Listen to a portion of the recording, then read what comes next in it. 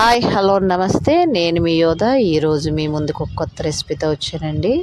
ఈరోజు మన రెసిపీ పేరు ఏంటంటే రాగి సంకటి. మీకు తెలిసి ఉండుంటుంది ఈ వంట పేరు. ఇంకెందుకు ఆలస్యం, ప్రాసెస్లోకి వెళ్ళిపోదాం. ఇప్పుడు నేను ఇక్కడ బియ్యం చూపిస్తున్నాను, చూసారు కదా. నేను ఇక్కడ 2 గ్లాసుల బియ్యం తీసుకున్నానండి. ఇది మనకి స్టోర్ బియ్యం అయితే చాలా బాగుంటుంది. మామూలుగా ఇల్లు స్వర్ణమసూరి గంట మనం పెట్టుకుంటాం కదా, అలాంటిది అయితే అసలు బాగోదు. యాక్చువల్గా రాగి సంకటికి ఏంటంటే స్టోర్ బియ్యం అనేది వస్తే చాలా బాగుంటుంది, టేస్టీగా ఉంటుంది. ఇక్కడ నేను ఈ గ్లాస్తో 2 గ్లాసుల బియ్యం అనేది నేను తీసుకుంటున్నానండి. అంటే ఎక్కువ క్వాంటిటీ కావాలనుకున్న వాళ్ళు ఎక్కువ క్వాంటిటీ చేసుకోండి. నాకైతే మా ఇంట్లో ఫ్యామిలీ మెంబర్స్ అందరికీ ఇది ఇక్కడ సరిపోతుంది. చూసారు కదా, 2 గ్లాసుల బియ్యానికి మనం 1 గ్లాస్కి వాటర్ ఎంత వేయాలనేది చూపిస్తాను.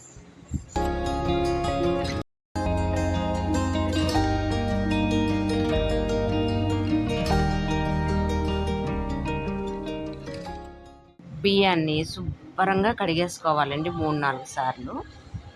బాగా కడిగేసుకొని నేను ఇక్కడ స్టవ్ మీద పెట్టుకున్నాను. ఇప్పుడు దీంట్లో నేను వాటర్ పోస్తాను. 1 గ్లాస్కి 3 గ్లాసుల నీళ్ళు పోసి 6 గ్లాసుల నీళ్ళు దాంట్లో పోయాలండి. చూస్తున్నారు కదా, నేను ఇక్కడ 6 గ్లాసుల నీళ్ళు తీసుకున్నాను. ఒక పక్కన మాది మటన్ కర్రీ ఉడుకుతుంది. ఎందుకంటే రాగి సంకటికి చాలా టేస్ట్ ఇస్తుంది మటన్ కర్రీ అనమాట. ఇగోండి, నేను ఇప్పుడు ఇది వెలిగించుకుంటున్నాను. ఇది చూసారా, మటన్ కర్రీ అండ్ ఆలు. దాంట్లో ఒక రాగి సంకటిలోకి పిల్లలు ఈరోజు సండే కదా చేయమన్నారు. ఇగోండి, ఇక్కడ అన్నం ఇలా మెత్తగా ఉడికిపోయిందండి. బాగా అన్నం చాలాగా మెత్తగా ఉడకాలి. ఈ కంటెన్సీలోకి వచ్చినంత వరకు ఉంచుకోవాలి. ఇప్పుడు నేను దాంతో 2 గ్లాసులు పిండి వేస్తున్నానండి. నేను ఏ గ్లాస్తోనైతే బియ్యం తీసుకున్నానో 2 గ్లాసులు, అదే గ్లాస్తో 2 గ్లాసుల పిండిని నేను ఇక్కడ వేస్తున్నాను. వేసిన తర్వాత సోడిపిండి అండి ఇది. వేసిన తర్వాత దాన్ని మూత పెట్టుకొని ఉంచుకోవాలి, సిమ్లో పెట్టి ఉడకనివ్వాలి. ఈలోగా మనం మటన్ కర్రీ చూసుకుందాం. మటన్ కర్రీ కూడా బాగా ఉడికిపోయింది. ఇంకా లాస్ట్లోని కొత్తిమీర వేసి గార్నిష్ చేసుకొని సర్వ్ చేసుకొని తినడానికి రెడీగా ఉంది మటన్. చూసారు కదా, ఇలాగా కట్ చేసుకొని వేసుకోవాలి.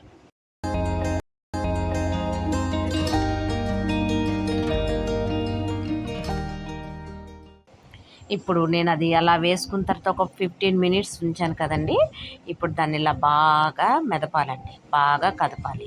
పిండి అన్నం కూడాను ఒకే రెసిస్టెన్సీలోకి వచ్చినట్టుగా బాగా కలిపి పెట్టుకోవాలి. ఇక్కడ ఇది కలపడమే మనకు మెయిన్ అండి. అన్నం ఉడకడం, పిండి వేయడం పెద్ద మ్యాటర్ ఏంటి కాదు, ఈ కలిపడంలోనే మనకు ఉంటుందండి. కర్రలపొయ్యి ఉంటే ఇంకా బాగా వస్తుంది, కానీ మనకి ఇక్కడ టౌన్లో మనకు కర్రలపొయ్యి ఎలా లేదు పెట్టుకోవడానికి. అందుకే నేను గ్యాస్ మీద చేస్తున్నాను. చూడండి, ఇట్లా బాగా కలిపినాక బాగా కలిపి పెట్టుకోవాలి.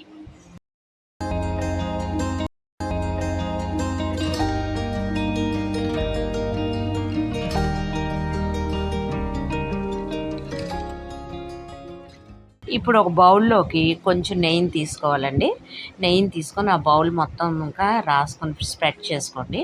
రాగి సంకటి వేడిగా ఉంటుంది కాబట్టి దాంట్లో మనం ఉండలు చేయితో చుడితే కొంచెం వేడిగా ఉన్నప్పుడు అయితే కాలుతుంది చెయ్యి. ఇక్కడ చూసారు, ఈ బౌల్లో వేసుకున్నట్టుగా ఇలా వేసుకొని అటు ఇటు కదిపితే రౌండ్ షేప్ అనేది వచ్చేస్తుంది. వేడి తట్టుకున్న వాళ్ళైతే డైరెక్ట్గా హ్యాండ్తో కూడా చేసుకోవచ్చు. తర్వాత కొంచెం చల్లబడినాక నేను చేతులతో చేశాను. చూసారు కదా, ఈ సైజులో ఉండలు నేను 8 ఉండలు పైగా నేను చేసుకున్నాను.